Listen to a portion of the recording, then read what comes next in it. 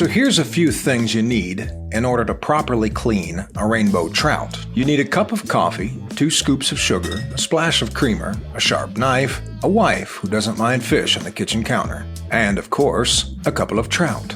As for me, I like to take the heads off at the stream as a sort of peace offering to the herons. But you can do what you like. Once you get them to this point, rinse them well and dry them off with a paper towel. This way they won't be so slippery to hold. After that, flip them over and look inside until you find this row of large, rib-like bones.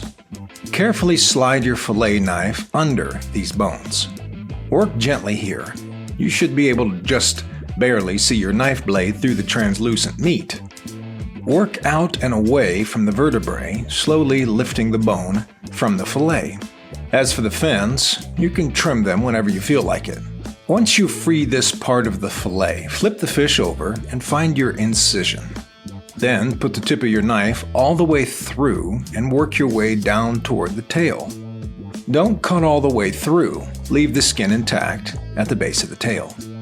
Now go back inside and start working your knife down until you find this next series of bones. You have to get a little technical right here. Turn your blade out and begin to feel your way along the top of these bones as you work directly away from the center mass of the fish. Take your time here and trace the bones carefully. Make corrections as you need to. Once you find the tips of the bones, turn around and go back in for the rest of the fillet. Take your time and remember that nobody's timing you and this isn't a competition.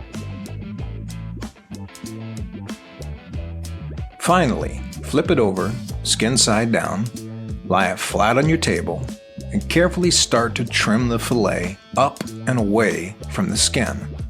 Don't overthink it. This is easier than it looks. When you're finished, it should look something like this. Yours might look better than mine, or it might look a little worse, but after a couple dozen trout, it gets to be pretty standard. The last thing is this, and keep it in mind. No matter what the experts say, the best trout is a fried trout.